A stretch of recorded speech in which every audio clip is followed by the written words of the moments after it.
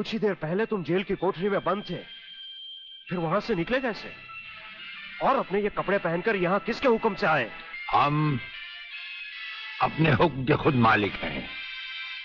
हम अपने हुक्म से ही अंदर आए थे और अपने ही हुक्म से बाहर चले जाएंगे।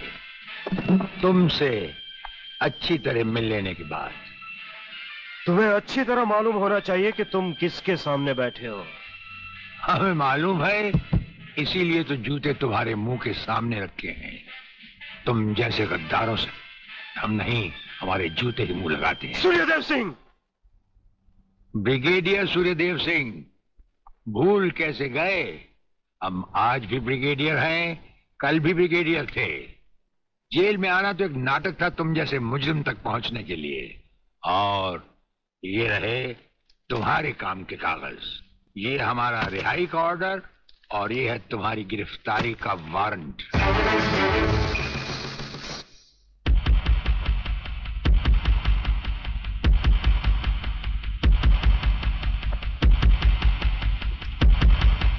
याद करो वो दिन जब तुमने ये वर्दी पहनने से पहले एक कसम खाई थी। याद करो। हम कसम खाते हैं कि हम पूरी ईमानदारी और वफादारी से देश और कानून की रक्षा करेंगे।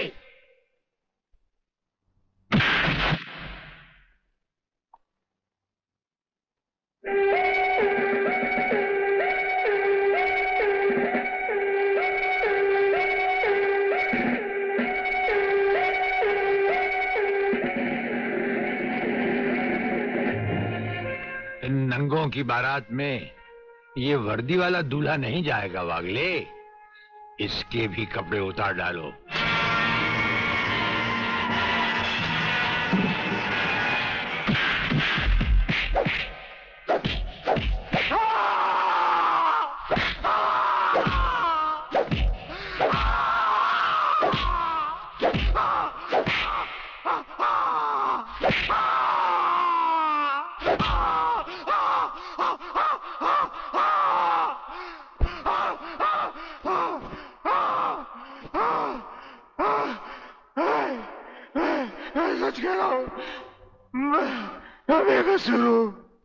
प्रलयनाथ के बारे में मैं कुछ नहीं जानता। बेहोश होने से पहले 3 बार, होश में आने के बाद 3 बार तेरा इसी तरह इलाज करता रहूंगा।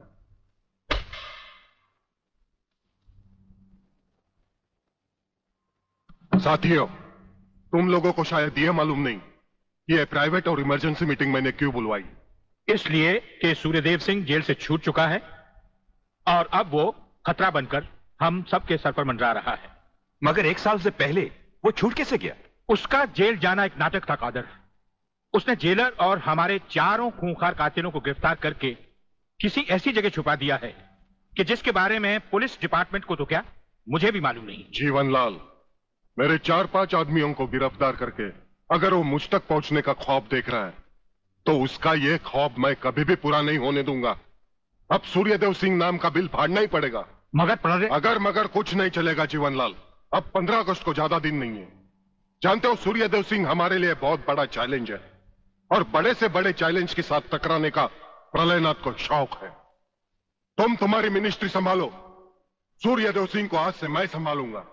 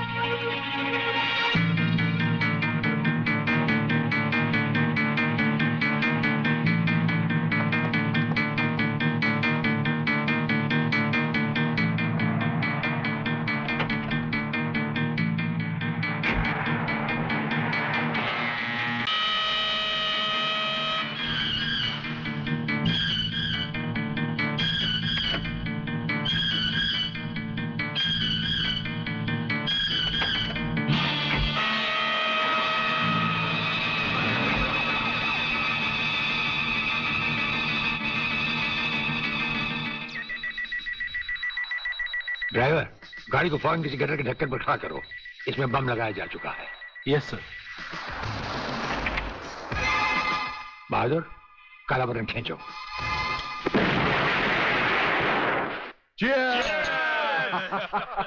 पियो, आज जी भर कर पी लो।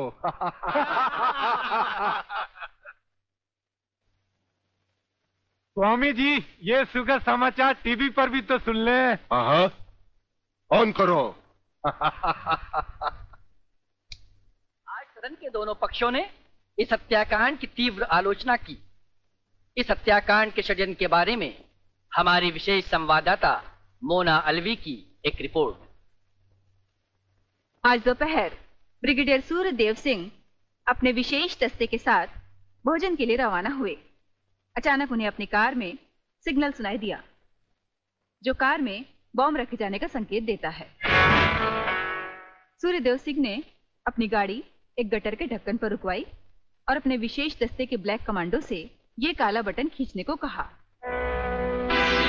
इससे गाड़ी के नीचे का हिस्सा साइड में खिसक गया और धमाके से पहले ही ब्रिगेडियर सूर्यदेव सिंह अपने आदमियों के साथ ही भूमिगत हो गए।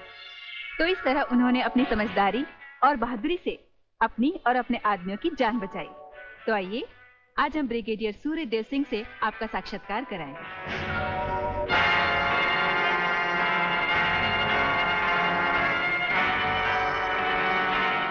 ब्रिगेडियर साहब, क्या आप हमें बताएंगे कि इस साजिश में किसका हाथ है? हाँ, हाथ होता तो कभी का काट चुके होते हम। ब्रिगेडियर साहब, आप हमारे दर्शकों को बताएंगे कि इन देशद्रोहियों ने आप पर हमला क्यों किया?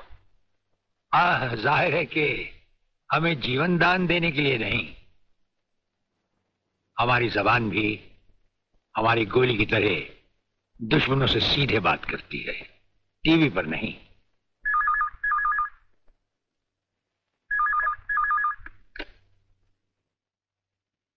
हेलो। ज्यादा आंखें फाड़ कर हमारा न्यूज देखोगे तो जल्दी अंधे हो जाओगे। ये समाचार देखने का नहीं, पैगाम सुनने का वक्त है। हेलो हेलो, तुम फोन कहां से कर रहे हो? तुम तो टीवी पर हो। हम टीवी पर भी हैं और हमारे घर पर भी। गेंडा स्वामी, ये टाइम बम का खेल हम तब से खेल रहे हैं जब तुम्हारे बाप दादा अपने बालों में खिजाब लगाते थे।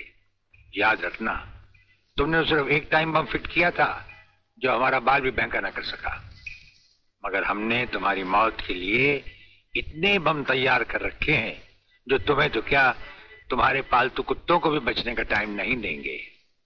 ब्रिगेडियर साहब, क्या आप उन देशद्रोहियों को कोई पैगाम देना चाहेंगे? पैगाम? हमारा पैगाम तो उन तक पहुंच चुका है। हम आपको यकीन दिलाते हैं कि हमें जिंदा देखकर वो अपनी टीवी तोड़ डालेंगे। अबे साले! किधर जा रहा है?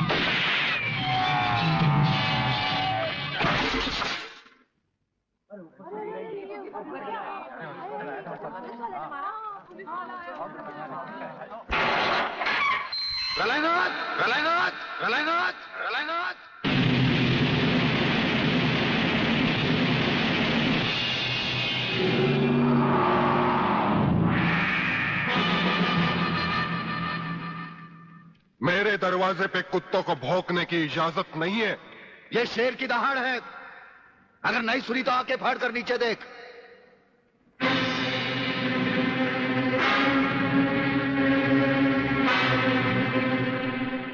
इंस्पेक्टर वागले, तो अपने आप को समझता क्या है? तेरे जैसे पता नहीं कितनी खाकी वर्दी वाले हमारी घर की चौकीदारी करते हैं। नौकरी करता है 1500 रुपए की और बात करता है प्रलयनाथ से। यही 1500 की नौकरी करने वाला एक दिन तुझे 150 का कफन पहनाएगा प्रलयनाथ। आज से तो उल्टी गिनती गिनना शुरू कर दे। जिस दिन भी मुझे तेरे खिलाफ एक भी सबूत मिला ना, तुझे ऐसी मौत मारूंगा कि तेरी पापी आत्मा अगले 7 जन्म तक किसी दूसरे शरीर में घुसने के पहले कांप उठेगी। अबे चुप! एक लफ्ज भी आगे बोला तो भून के रख दूंगा। तू मारेगा मुझे? है? चल चला। अब क्या सोच रहा है? चला गोली। अपनी मां का दूध पिया है तो चला गोली। इस बदन को छूने के लिए शेर का कलेजा चाहिए। तेरे जैसा बुज़दिल और नामर्द मुझ पे क्या गोली चलाएगा? चला।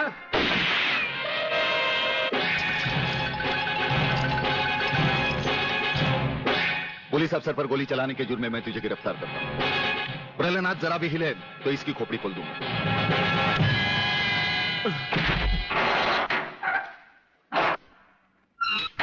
अगले मेरा बाप तुझे छोड़ेगा नहीं।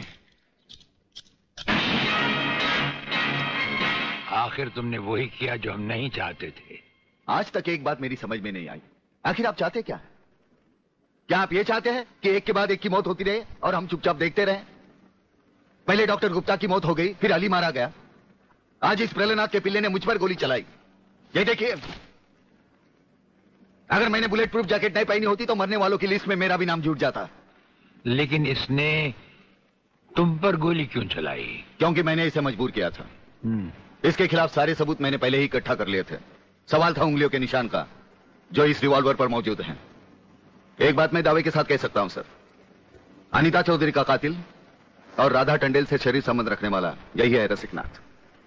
डीआईजी के बेटे संजय को फंसाया है क्योंकि वो अपने बाप के कातिल का चश्मदीद गवाह है। वागले, अब हम इसे उस अस्पताल में ले जाएंगे जहां इसके अंदर के छुपे हुए राज एक बीमारी की तरह बाहर आ जाएंगे।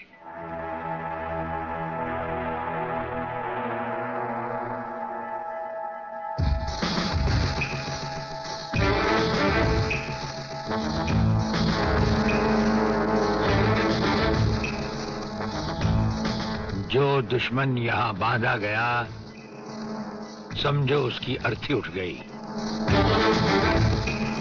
हमारा ये हथियार आग उगलता है। जो कुछ हमने पूछा, अगर उसका जवाब तुमने सच सच नहीं दिया तो ये हथियार तुम्हें जला डालेगा।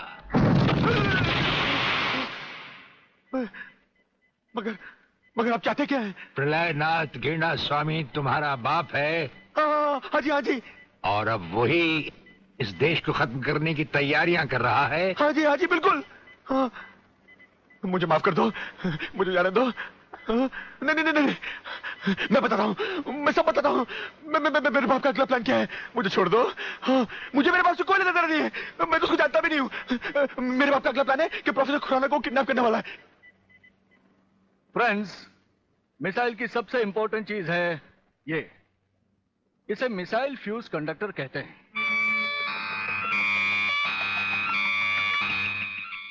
जब तक ये मिसाइल में नहीं लगेगा, मिसाइल टेक ऑफ नहीं कर सकता। वो एक मुर्दे की तरह होगा। पहले हमारे देश में मिसाइल फ्यूज कंडक्टर बनाना इतना आसान नहीं था, जो कि अब हो गया। खबरदार, कोई हिलेगा नहीं।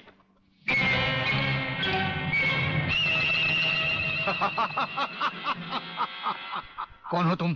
सवाल मत करो, सिर्फ काम की बात सुनो। तुम्हें ये फ्यूज कंडक्टर लेके हमारे साथ चलना होगा प्रोफेसर, वरना तुम्हारे सिक्योरिटी गार्ड्स के साथ साथ हिंदुस्तान का ये रिसर्च सेंटर तुम सभी साइंटिस्टों का कब्रिस्तान बन जाएगा। मैं किसी भी हालत में तुम्हारे साथ नहीं चल सकता, चाहे अंजाम कुछ भी हो। ठीक है, तो अंजाम देखो।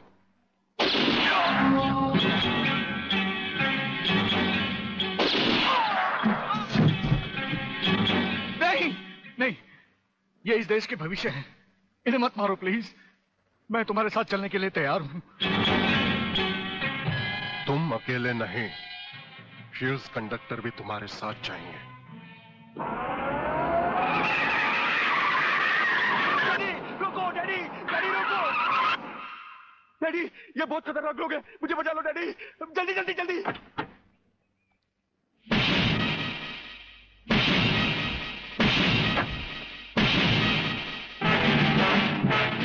प्रलयनाथ, वो रहा तुम्हारा कबूतर बेटा।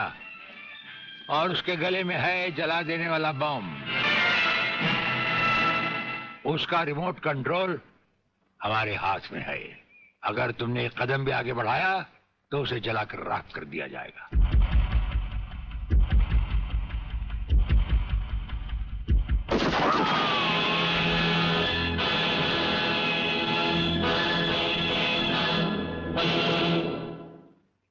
काफी हो गया, ये तमाशा बंद करो प्रलयनाथ। हाँ डैडी, आप वो ही करिए जो ये कहते हैं, वरना ये लोग बहुत खतरनाक लोग हैं, मुझे मार डालेंगे। क्या चाहते हो तुम? क्या मजेदार सवाल किया है तुमने, समझे नहीं।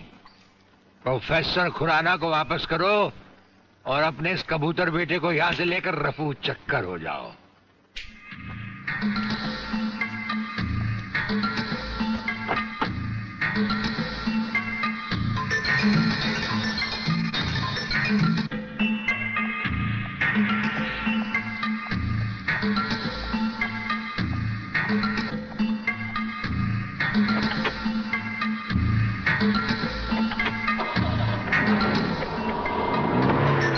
ब्रिगेडियर, वो फ्यूज कंडक्टर आप नहीं जानते? हम सब कुछ जानते हैं प्रोफेसर। उसकी गाड़ी में हमारा ट्रांसमीटर लगाया जा चुका है। वो जो कुछ भी कहेगा, जो कुछ भी करेगा, जहां कहीं भी जाएगा, उसकी हर एक मूवमेंट की खबर हमें मिलती रहेगी।